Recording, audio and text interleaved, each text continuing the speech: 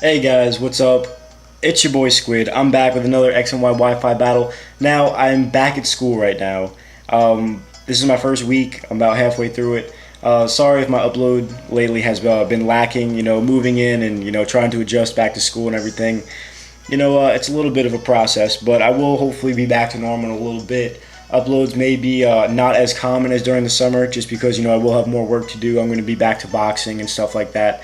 So, I will definitely try and keep my uploads. I would definitely want to have Saturday Night Live coming up, and I definitely want the Little Cup tournament just to be, religiously every weekend. So you guys have that to look forward to.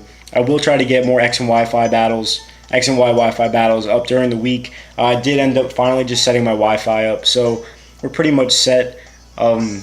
I'm still trying to, get everything together. Right now I'm like recording on a box, books, and, movies, so I don't have a desk to really work with. But I'll find a way around it. I'm not worried about it. Now, today, we're going up against a kid. You may know him. His name is JustWeavile. My buddy Jack, go check him out. I'll put his link in the description. He's got good stuff. I ended up subscribing to him. I really enjoy his content, so I highly suggest you go check him out. I ended up asking him for an RU battle, or just a battle. He's asked if we could do RU, and I was like, yes, I'm very excited for RU. It's one of my favorite tiers as of late. And I put a team together. I was like, all right, let's go with Jolteon, because I want to really put Jolteon to use. I like Reuniclus. Reuniclus somehow is RU, so I want to put that in there. One of my favorite wall combos as of late is in RU as well, which is Rhyperior, because you guys know already, I love Rhyperior. And MANtine, MANtine, which they complement each other pretty well, since Rhyperior does have the 4 times weakness to water. I have Water Absorb on the MANtine, so I'll be able to restore my health like that. The only thing that kind of hinders that is going to be Stealth Rocks, because MANtine is weak to that. But if I can bait a water move, then I can make moves around that.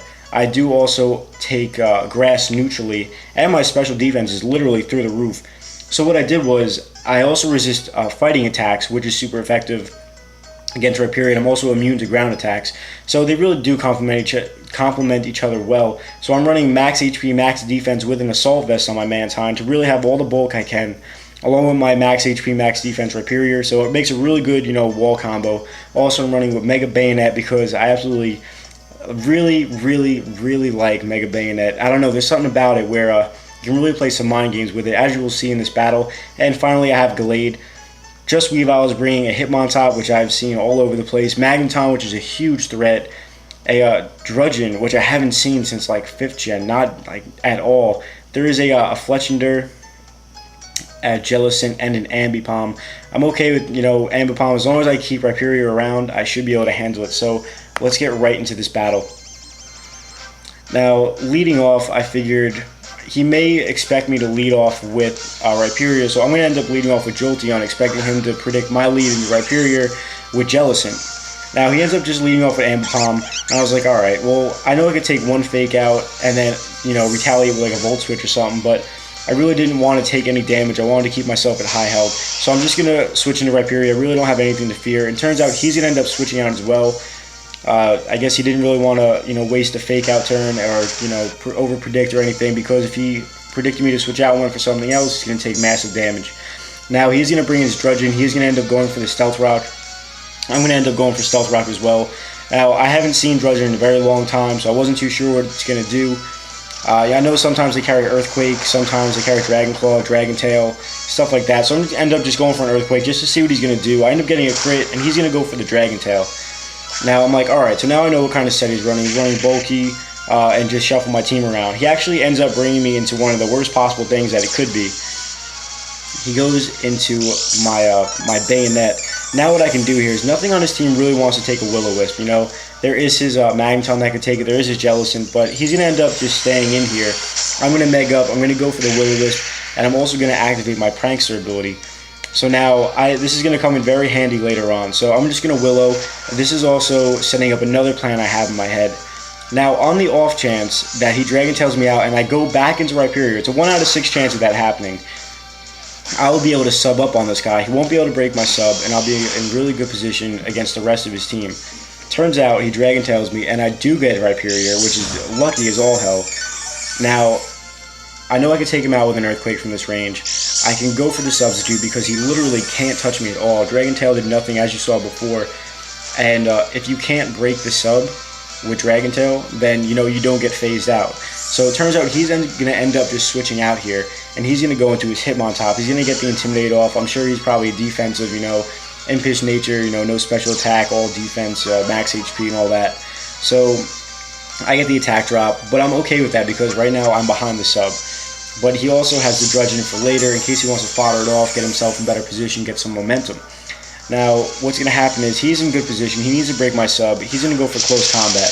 Now, he's going to end up dropping his defenses. I'm at -1 attack, so that means when I go for Earthquake, I'll be able to it's pretty much like a neutral hit, just because his defense is in my attack drop.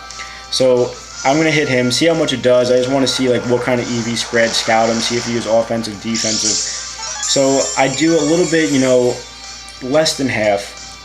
So I have room to work with. He's going to end up withdrawing here because I guess he was trying to bait me out and to go into something, or he thought he would go for another Earthquake, knowing I can take a close combat. But I want to switch out because I don't want to stay in.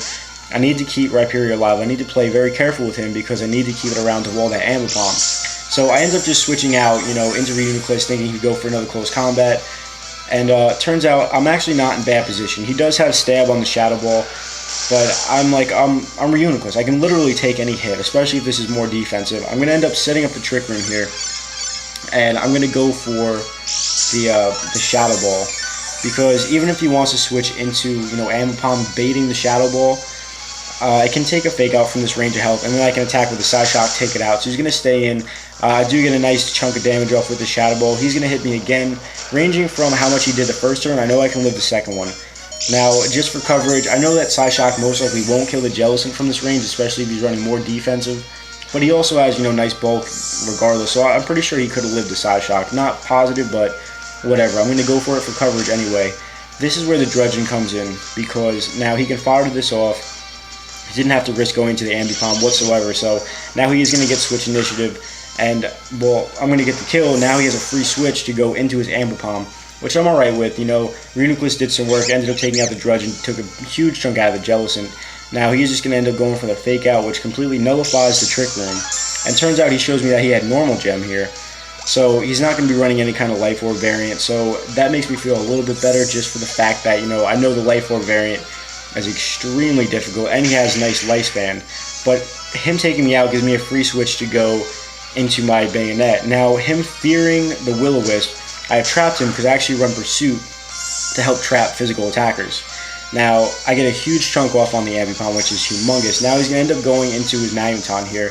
I know these guys usually run like a spec set because they are absolutely vicious, so I'm going to end up going for the Destiny Bond, hoping that he could take me out, because I am running max HP, but I figured, it's a MANtine. These things are absolute beasts, and from this range of health, he should be able to OHKO me. He does end up taking me out, and now I end up taking out one of the biggest threats against my team, because honestly, I really did not have too much for this. It absolutely destroys my wall core. It crushes me with flash cannon on my Rhyperior, and I'm 4 times weak to the Thunderbolt on my my MANtine. I could switch him with Jolteon, but I can't be doing too much damage to him. So he's going to end up bringing the Ambipom. I'm going to end up bringing on Jolteon on Double Down. I don't want to take a Fake Out, so I'm going to end up going into Rhyperior, predicting his Fake Out, because I know I can eat that hit up, no problem whatsoever. And then I can retaliate with an Earthquake, because nothing on his team really wants to take an Earthquake. I also wall the Fletchinder, so I will be able to go for a Rock Blast and take that out as well, so I'm not worried about that. Now, at this stage, I figure, he's either going to hard switch. He shows me that he carries U-turn here, which I'm totally okay with. And I figure his best bet is he's most likely going to go into his Hitmontop. But he goes into his Jellicent. I'm like, alright. So since he goes into his Jellicent, at this range of health, an Earthquake isn't going to stop it anyway, so nothing was really stopping me from going for an Earthquake in the first place. If he wanted to go into his Hitmontop, he would have taken an Earthquake, got a close combat up. I'm sure he could have lived that because he's running more of a defensive set, and then taking him down with another Earthquake.